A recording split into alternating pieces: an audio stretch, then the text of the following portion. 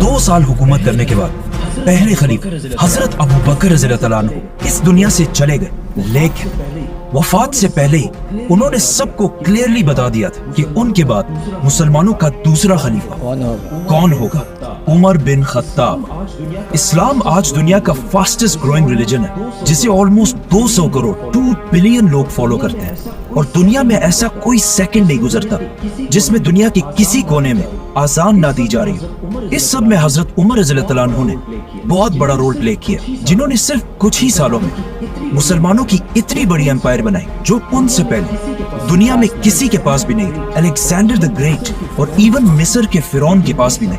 लेकिन ये सब आखिर उन्होंने किया कैसे? हजरत उमर की पर्सनैलिटी को समझने के लिए उस जमाने के मक्का शहर को समझना लाजमी है, क्योंकि मक्का में पिछले कई सदियों से एक ही कबीले कुरैश का कंट्रोल था, और आहिस्ता आहिस्ता कुरैश का ये कबीला इतना बढ़ चुका था कि कुरैश खुद भी बहुत सारे कबीलों में डिवाइड हो चुका था, और इन कबीलों के दरमियान अब मक्का में पीस बरकरार रखने के लिए हर कबीले को अलग अलग जिम्मेदारियां दी गई थी। कुरैश के 3 सबसे ताकतवर कबीले थे, जिसमें रसूलुल्लाह सल्लल्लाहु अलैहि वसल्लम के कबीले बनु हाशिम के पास कुरैश की रिलीजियस पावर थी, क्योंकि मक्का काबा की वजह से अरब के रिलीजन का सेंटर था, और बनु हाशिम के लीडर्स थे अब्दुल मुत्तलिब और उनके बाद अबू तालिब। कुरैश का दूसरा ताकतवर कबीला था बनु उमैया। ये कबीला कुरैश में सिर्फ और सिर्फ एक चीज की वजह से मशहूर था, पैसा। इसीलिए मक्का की सारी इकोनॉमी यही फैमिली बनु उमैया कंट्रोल करती, और इस कबीले का लीडर था अबू सुफियान।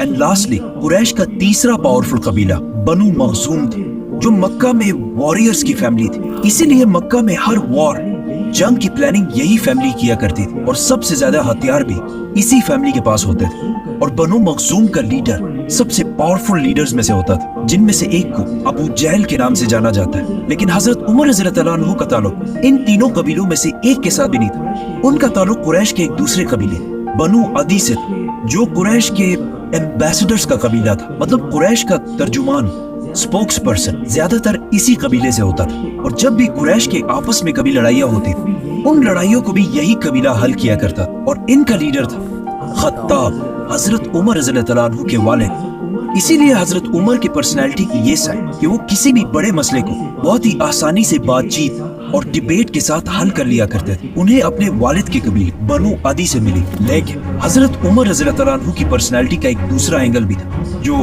हम सब बार बार सुनते रहते हैं कि वो बहुत ही गुस्से वाले इंसान थे, और बात बात पर दूसरे का सर काटने के लिए तैयार हो जाते थे। हजरत उमर की पर्सनैलिटी का ये ट्रेट उन्हें अपनी वालदा हंतमा बिनते हिशाम से मिला था, जिनका ताल्लुक बनु अदी से नहीं बल्कि बनु मखजूम से था, जो कुरैश के वॉर और जंग को संभाल। इस बनु मखजूम के कबीले के माइंडसेट को समझने के लिए यही काफी है कि इस कबीले से हजरत उमर रज़ियल्लाहु तआला अन्हु के कजन का नाम खालिद बिन वलीद था। मतलब हजरत उमर रज़ियल्लाहु तआला अन्हु लोगों को बातचीत से अच्छी तरह समझाना अपने वालिद से सीखा, और जो लोग बातों से ना समझे उन्हें डंडे और तलवार से समझाना उन्होंने अपने वालदा के खानदान से सीखा। रसूलुल्लाह सल्लल्लाहु अलैहि वसल्लम की जिंदगी के बारे में बहुत सारे बुक्स और बहुत सारे लेक्चर्स, लेकिन उन्हें सुनने और पढ़ने में हमेशा एक बहुत बड़ा मसला होता है कि आखिर इन सारे वाकयात में कौन सा वाकया कब पेश आया था। इसीलिए ज्यादातर लोग कंफ्यूजन में पड़े, स्पेशली बच्चे।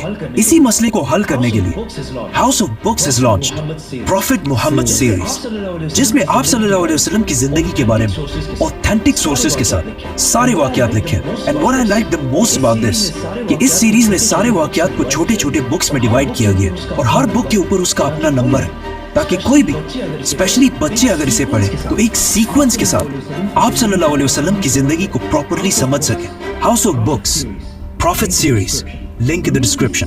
दुनिया के सबसे बड़े बादशाह खलीफा बनने के बाद एक दिन हजरत उमर मक्का के उस इलाके से गुजरे जहाँ वो बचपन में ऊंट चराया करते थे, और फरमाया कि अल्लाह की क्या शान है कि मेरी जिंदगी में एक वक्त ऐसा था कि मैं यहाँ ऊंट चराया करता था, और सिर्फ थोड़ी सी गलती पर मेरा बाप मुझे बहुत मारा करता था, और आज ऐसा दिन है कि मेरे और अल्लाह के दरमियान दुनिया में कोई भी नहीं। मतलब उस वक्त हजरत उमर रज़ियल्लाहु तआला अन्हु दुनिया की सबसे बड़ी एम्पायर के लीडर और दुनिया के सबसे ताकतवर इंसान बन चुके थे। उनसे पावरफुल कोई भी नहीं था सिवाय अल्लाह के।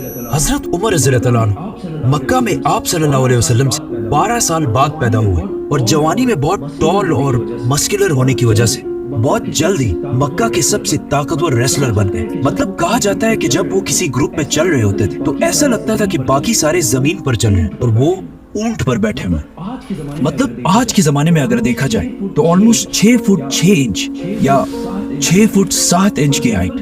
فار ایگزامپل یہ ہے نریندر مودی ایوریج ہائٹ, اور ان کے پاس کھڑے یہ ہیں قطر کے امیر تمیم بن حماد. حضرت عمر اور باقی ایوریج لوگوں میں بھی اتنا ہی ہائٹ ڈفرنس ہوتا ہوگا یا پھر اس سے بھی زیادہ. اس سب کے بعد آہستہ آہستہ حضرت عمر رضی اللہ تعالیٰ عنہ اپنے قبیلے بنو عدی کی لیڈرشپ سنبھالنے لگے اور مکہ کے بڑے بڑے سرداروں کے ساتھ میٹنگز میں بیٹھنے لگے, اور کچھ ہی عرصے میں قریش کے سب سے ٹیلنٹڈ ایمبیسڈر بن گئے. اور اس کے ساتھ انہوں نے اپنا امپورٹ ایکسپورٹ کا بزنس بھی سٹارٹ کیا, جس میں وہ مکہ, یمن, سیریا کے بیچ ہر وقت ٹریول کرتے رہتے تھے. اور جب فائنلی حضرت عمر رضی اللہ تعالیٰ عنہ کی ایج 27 ہوئی تو مکہ میں رسول اللہ صلی اللہ علیہ وسلم نے نبوت کا اعلان کر دیا اور اسلام کی دعوت دینا شروع